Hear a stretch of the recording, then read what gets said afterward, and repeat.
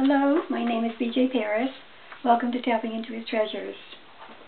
Our theme today is going to be Blind to the Treasures. We have things of value all around us, yet we do not realize it. I got to thinking about this subject a lot in the last couple of weeks. I had some friends come to Maine from Maryland. They rented a cottage and I went to spend some time with them in Owl's Head. And then they came back to the house before they headed south. And when they stopped here, my former pastor from Maryland, he stayed in the car, and his wife Margie took their dog, Puppy Boy, out for a walk on the property so that he could do his business before they took their long trip. And while they were outside, Margie, who's an artist, happened to notice this shed that's out back. It's kind of an eyesore, dilapidated old building with an old window in with all the little panes. And there's a lot of growth on all sides of the shed with those pretty lupines, I think they call them, the flowers, and other kinds of wildflowers. So she hollered out to me, BJ, would you mind taking some pictures of this shed with the flowers and sending them to me? And I said, sure. But anyway, after she left, I took the pictures, emailed them to her. And I thought to myself, that scene has been in front of my eyes the whole 4 years that I've been living here. And I looked at it as if it was an eyesore, and I was even embarrassed that it was on the property. And here's a woman who's an artist. And as we know, artists and photographers, I think, have an appreciation for the beauty of creation that surpasses the rest of ours. So it just opened my mind to thought. And I've been thinking, I'll tell you, it made me think about the idiom of speech. One man's junk is another man's treasure. And the very next day, my friend Elaine from Massachusetts came to the house. And I was kind of lazy on the couch, so I sent her in the kitchen to get her own iced tea. And when she was out in the kitchen, she happened to see a bowl on my counter. And she came out here with the bowl, and she turned it upside down, and she read what was on bottom. And she started reading it. And there was written there, a city in the country of Poland. And her husband is from Poland. And it happened to be in the city in Poland where he was born, and it's not a real popular place. So for her to see it on this bowl excited her and dumbfounded me, because I had something of value in my house. I had bought 2 of these bowls, which I didn't even think were pretty, but I bought them at a church yard sale a few years ago. My pastor's wife had put them into the sale. We were raising funds for something in the church. And I think she either gave them to me for free, or I paid like 50 or 75 cents each for them, whatever. And I needed bowls, and that was the only reason I bought them. I didn't think they were pretty. So here, 4 years later, my friend, who knows a little bit about this particular glass or ceramic piece or whatever, and she proceeds to tell me that she has some of the pieces herself, bigger pieces, and it's the type of material that you can put right in the oven like a Corningware. And she said it's very expensive. So again, I had something right in front of my eyes that I've been using for 4 years, considering ugly, that had a lot of value to it. So that's the principle I'm bringing out.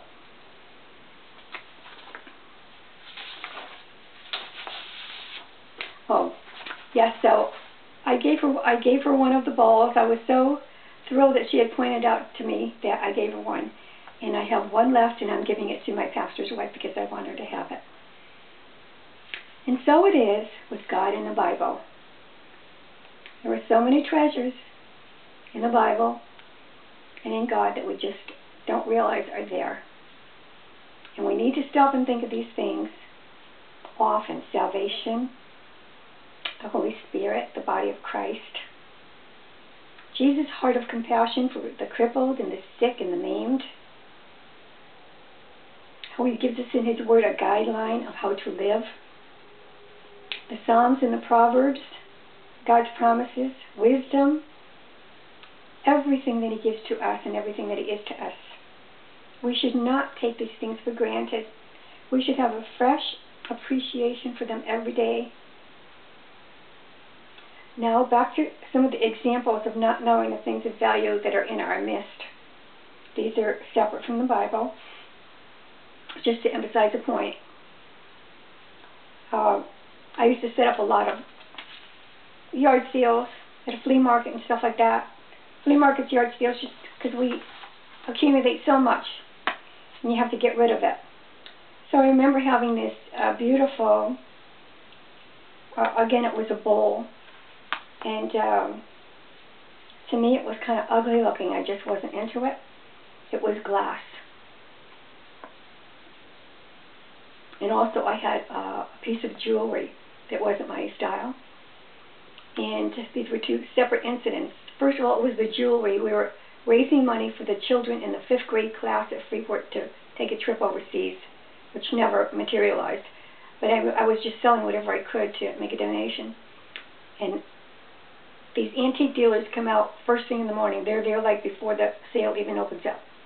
And this guy came up to my table, which was in the school, maybe cafeteria, and he swiped that piece of jewelry up. I think I had 25 cents marked on it. But the way he swiped it up, I knew it had some value to it. And I'm going like, "Duh." And the bowl, I had $2 on that, thinking, they're not going to outsmart me this time. And the same thing happened in another place. This guy came, he snatched up that bowl, and I knew that even with the $2, he was making a great big profit. And I did it again. Do we ever learn? And finally, I know I shared this before, but just because it fits into this subject, of the picture I had acquired of the lace maker. I'll see if I could find the name of the painter. Maybe it's not even here. So anyway, I discovered it at my friend's yard sale. Her mom had passed away, and she was selling her stuff and her mom's. She had to get rid of it. She had 3 houses of stuff or 2 houses of stuff. And it was kind of different and unusual, and it struck me.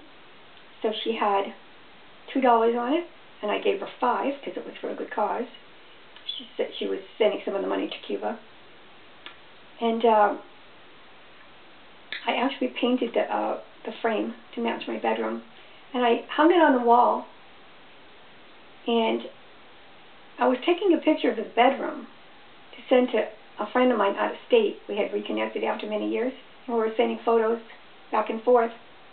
And in one of the photos, my friend spotted this painting. And what was so unbelievable about it was that she's legally blind. Her eyesight is so poor, and yet she picked up on this painting, which I could hardly see in the picture myself. So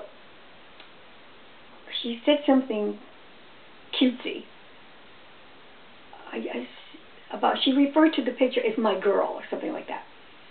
So I didn't get what she was talking about, so I asked her, and she began to tell me. She goes, "You're painting, you're painting." What's that guy's name who painted it? I want to say, it starts with a V. From the Netherlands or Belgium or someplace. Vermeer, something like that. So she begins to tell me all about the painting, and I go on the internet at his site, and I find out all about this painting, and it's famous all over the world. And this one was an original, of course. They have a lot of copies that they sell, and I think I corresponded with the company, and the painting I had was not that valuable. It was worth between $60 and $100. And I didn't care. I was going to sell it anyway. But just to go along with the principle that I had something valuable in front of my eyes, and I didn't even know it. And this happens to all of us. I know it does. Look around at some of the things that you have. Millions of people all over impoverished countries would do anything right now to have what you were looking at. So to other people, it has a lot more value than it does to us because we take things for granted. Another area of blindness. Someone may have really wonderful parents who are filled with great knowledge, wonderful stories, and a wealth of information, yet to their families they seem to be nothing but pains in the neck. Nothing but people who create more work for them and people who invade their privacy. Isn't that the truth, especially with our elderly? And yet another area of blindness. Young people may not have any idea that their grandparents are actual people with an interesting background and with feelings and emotions. And I'm not talking about my grandbabies because they love their Nana and they have high respect for me. So I'm just talking in general. I'm not pointing at anybody. I never do. So I often think back to when I was a teenager, to when my aged Italian grandmother would swear at me in Italian. I won't repeat those words. When I would go out on a date with my boyfriend in his car, I viewed her as a crazed old woman. She would have the broom in her hand, screaming and swearing as I'm going in the car with him. And I couldn't wait for my boyfriend to drive away, just to get away from her. The things that my grandmother feared, yeah, this is why she was a crazy old grandmother, because she feared that I'd get pregnant. Well, guess what? That, what she feared, happened, and proved that she had every right to be concerned. Did I ever once bend to realize that? No. Over 50 years later, I look back to that period of my life and wish to God that I could relive those times in my grandmother's kitchen. I would give anything to sit next to her and to talk to her about the old country. Even though we spoke two different languages, I would have made some effort to try to communicate with her about her past. I would want her to know that she was important to me, but it's too late now.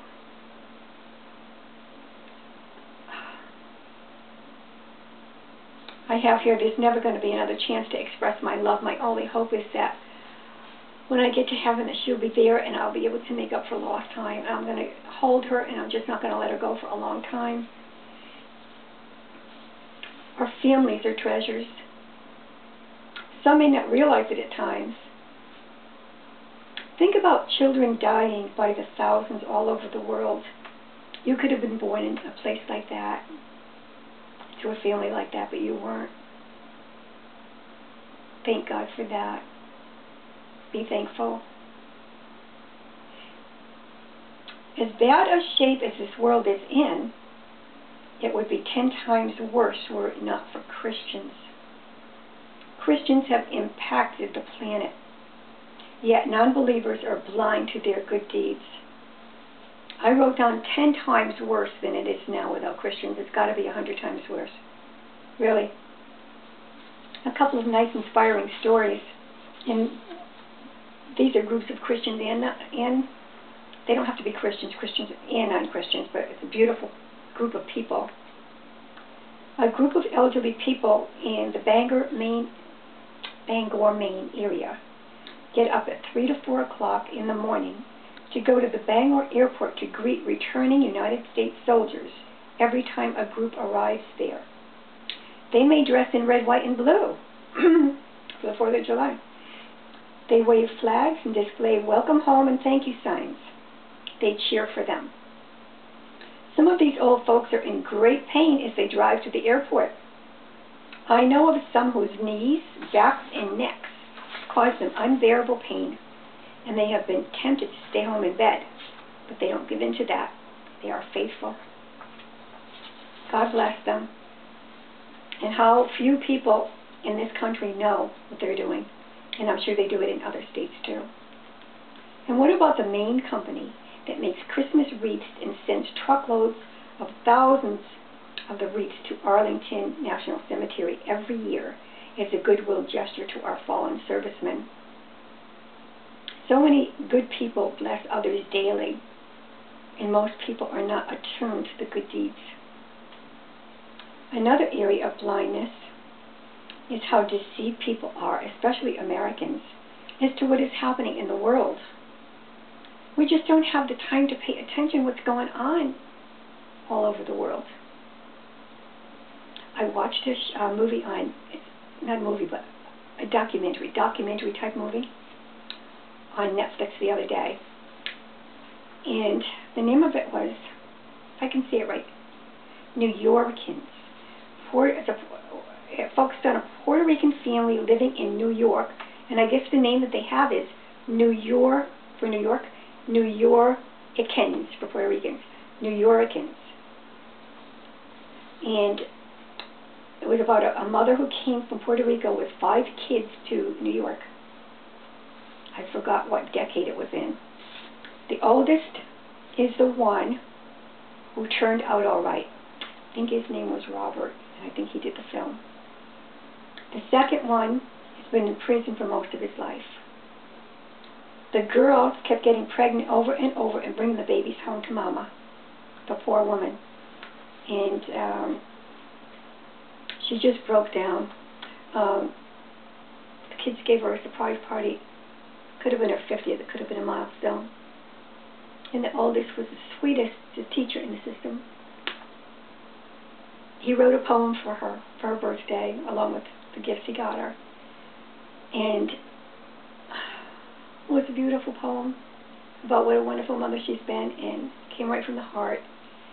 And it seemed as if everything that she's been carrying, all the burdens she's been carrying for 30, 35 years at that time, all came out, and she began to cry, and she grabbed him and held him and poured her heart and soul out right here on him.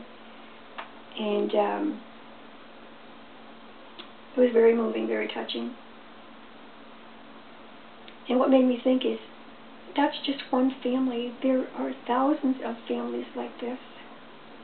And here I am up in Maine, and we call it God's land up here. And everybody, it's different up here. We don't have those tenements with families that are in a lower class from the other people in the city and are treated that way. It's not coming what I want to say. We don't have that up here, so because we don't have it up here, I'm not inclined to think about what goes on in the big cities. I'm faithful in thinking about drug addicts and alcoholics and sick people, but I never thought about families like this. It pierced me. I just want to pass that along so that maybe you could start broadening your scope and praying for the people of the country and of the world as well. And there was another movie I watched the following day. You're going to think I watch movies a lot. I watch one movie a day, and all the rest of the time I'm working. I hardly even watch TV. So the other movie was about a family in New York, not in the city. And it was another pathetic situation. The husband was in distress from the Vietnam War, and the daughter's husband was in jail for child molestation. The granddaughter was a mother at 17 and gave her baby away to her former boyfriend, who was an abuser. The foster, one of these families had the foster boy that they took care of since birth, but it was instilled in him that he wasn't loved. So he stole from them. He stole so much from them, and he ended up going to jail time after time. And they had bailed him out once too much, and then they finally had to leave him there. And I have here, those are only 2 families, 2 of millions of families. And I feel bad for God, who is omnipresent and has to witness all this. And again, families like them are going to be on my heart too from now on. I want them to be happy. I don't like this unhappiness. Consider the treasures that God has instilled in us. We are representatives of Jesus here, and we can make a difference to these families across the world. by our prayers, if by nothing else, but I'm sure there are other ways too. Now this last section doesn't even apply or pertain to what we've been talking about thus far. And why I've decided to include it is because I want to stress that even though it's hard to swallow that we can't fit into this category like other people, that we are, all of us, we are blind to many things. And back to the, well, this has to do with food, and that's why I say it doesn't pertain to the top, but I hope it makes an emphasis on what I'm trying to get out. We are blind to what we're eating, what's out there. We're blind. We're blind to all the microwaves that are in the air poisoning us, and